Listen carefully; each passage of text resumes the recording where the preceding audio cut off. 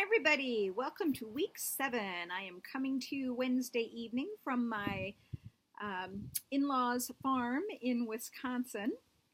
Weather's a little bit different here. It's looking pretty nice now.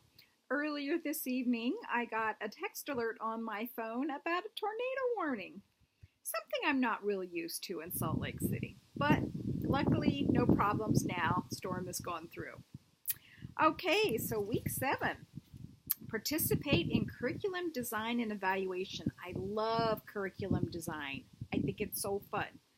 Yeah, I'm kind of geeky about that kind of thing. You may not get a chance to participate in curriculum and design during your practicum because you're really focusing more on teaching, working with students, getting comfortable in the role, that sort of thing.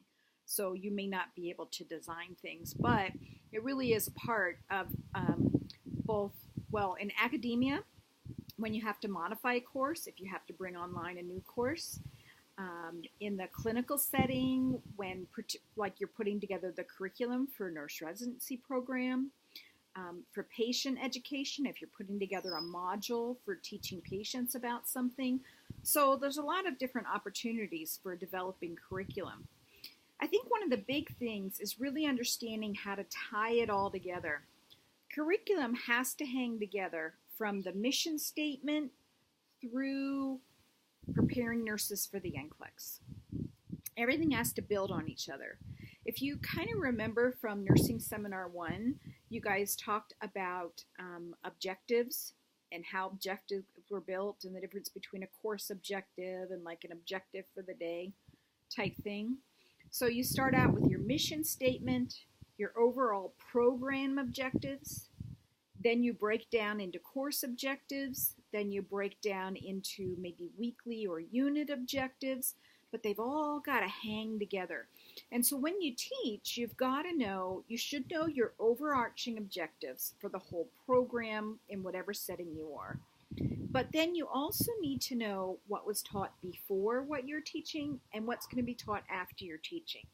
You need to know what you should expect your students to have already learned and what you're supposed to be preparing them to be able to participate in.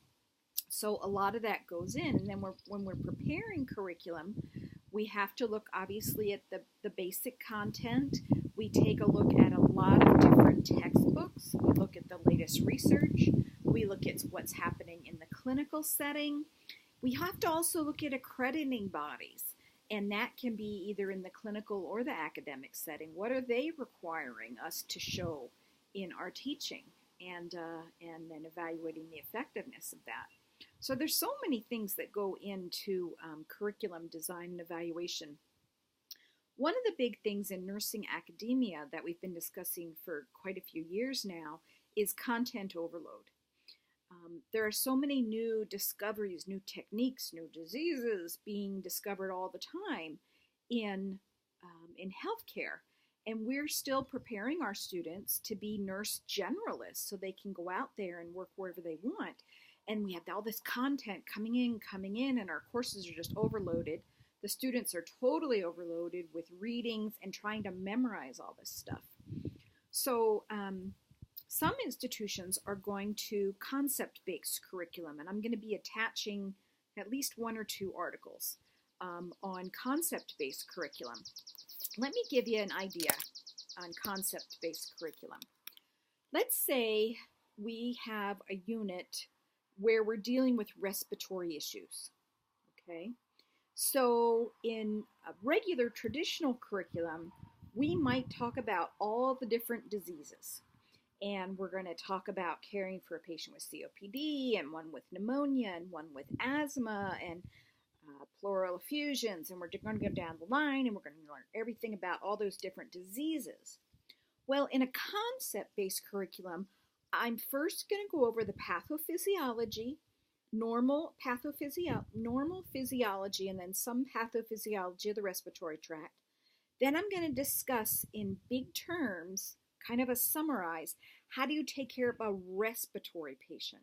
What is important when you assess a respiratory patient? What do you need to evaluate when you take care of a respiratory patient? And then we give some exemplars of respiratory diseases. And we talk about them in terms of this big picture that I gave you of how to take care of a respiratory patient. How does that differ between pneumonia, asthma, COPD, things like that? We don't get into, there's obviously a lot of memorizing in nursing, but we don't focus on the memorizing. We focus on taking this core concept and applying it to various scenarios. So whenever I have a respiratory patient in the hospital, I'm going to think, how do I take care of a respiratory patient? As opposed to, I've never had a patient with a pleural effusion, oh my gosh, I'm going to freak out. That is really oversimplifying it, but I'm just putting it in a nutshell. I'm going to be attaching some things that I think will help you make a little bit more sense of it. So I'd really look forward to hearing what you think about the articles, what you think about concept-based curriculum. Also, there are a lot of threads that wind through concept-based curriculum. And let's go back to respiratory again. Maybe when we're talking about respiratory, we're going to talk about neonatal, pediatric, adult, elderly, all in the same unit. We're going to talk about it developmentally, okay? We're going to talk about anxiety as a thread that runs through respiratory problems. We might talk about interdisciplinary collaboration as it runs through all those respiratory developmental issues. So we're trying to look more at concepts than memorizing every single little thing. For some things it works well, for some things not so well. So take a look at some of the things that I'm attaching and see what you think about concept-based curriculum. It's definitely something that you'll be hearing about in academia for sure, and I think can definitely be applied to the clinical and the patient education setting. All right, just a reminder, midterm evals are due this week if you had started your preceptorship right from the beginning. Just a reminder about that. If you're in the online program, when you get to the midpoint of your online course, the one you're teaching with your preceptor, that's when I need that midterm evaluation. I think that is our only assignment for this week, so good for you. And I don't get totally bent out of shape if the midterm evals are a little late, because I know that we are depending on other people and their timelines for getting those in. So do the best you can, get it in as soon as you can, and I'll be appreciative of your efforts. Okay, guys, I think that's about it. We'll see you in the main forum.